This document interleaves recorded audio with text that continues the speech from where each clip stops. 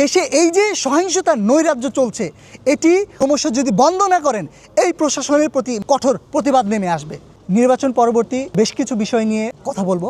প্রথমত আমরা দেখতে পেলাম নির্বাচন পরবর্তীতে বিরোধী দলগুলোর উপরে আক্রমণ, সাধারণ জনগণের উপরে বিভিন্ন ধরনের হামলা, এই জিনিসগুলো ক্রমাগত চলে আসছে। আমরা এই যে একে অপরের প্রতি প্রতিহিংসামূলক রাজনৈতিক পদক্ষেপ এইগুলোর পরিত্রাণ চেয়েছি এবং আমরা সাধারণ জনগণ একটি নিরাপদ, সুস্থ, সমৃদ্ধির বাংলাদেশ বিনির্মাণের প্রত্যয় রাখি। সেই জায়গা থেকে যদি আমরা বলি দেশের নির্বাচন পরবর্তীতে হামলা, ধর্ষণ, চাঁদাবাজি এইগুলো পুনরায় পুনরুজ্জীবিত হচ্ছে।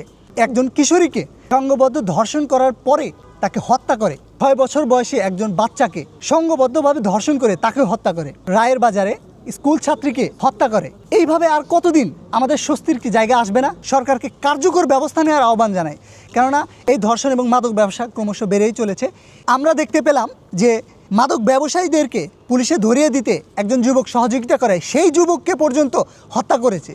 দেশে এই যে সহিংসতার নৈরাজ্য চলছে এটি ক্রমশ যদি বন্ধ না করেন এই প্রশাসনের প্রতি কঠোর প্রতিবাদ নেমে আসবে। এবং একটা বিষয় বলতে চাচ্ছিলাম না, বলতেই হয়, সেটি হচ্ছে বিভিন্ন মহলের উচ্চপদস্থ ব্যক্তিরা এই ইনকিলাব, ইনসাফ, আজাদি শব্দগুলো শুনলে যেন তাদের গা জ্বলে যায়। তারা বলে যে মায়ের মুখের ভাষায় মাতৃভাষা। এখন যেই হাদি ভাইয়ের বাচ্চাটা, যে হাদি ভাই মারা গেছে, তার বাচ্চাকে তো তার মা শিখাবে ইনকিলাব, আজাদি, ইনসাফ, শিখাবে না? সে তো এটাই শেখাবে, এটাই তো তাহলে তার মাতৃভাষা। যেই জুলাই বিপ্লব হয়েছে ইনকিলাব জিন্দাবাদ স্লোগানকে ধারণ করে, এটি আমাদের মাতৃভাষার একটি অংশ।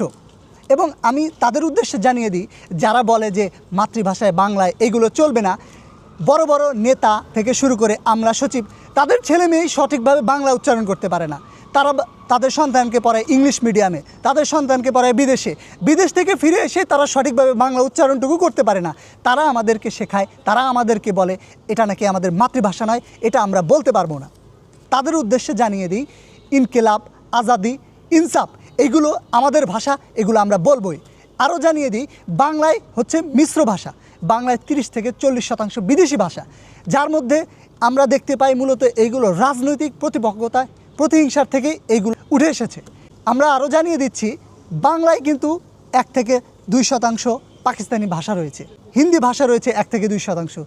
তাহলে যারা এই যে রাজনৈতিক প্রতিহিংসার জন্য বাংলা ভাষাকে ব্যবহার করেন ঢাল হিসেবে, তাদেরকে বলবো কালকে থেকে আপনি এই হিন্দি ভাষা ব্যবহার বর্জন করেন, আপনারা এই পাকিস্তানি ভাষা বর্জন করেন। তা তো পারবেন না, কেননা বাংলা ভাষায় হচ্ছে যেটি বললাম বিদেশি ভাষার সংমিশ্রণ। তাই ভাষার প্রতি আমাদের সম্মান রয়েছে, আমাদের আত্মত্যাগের কাহিনী, আমাদের ঐতিহ্য, গর্ব, এটি আমরা ধারণ করি। এবং আমাদের মায়ের মুখের ভাষা যেটি এটি আমরা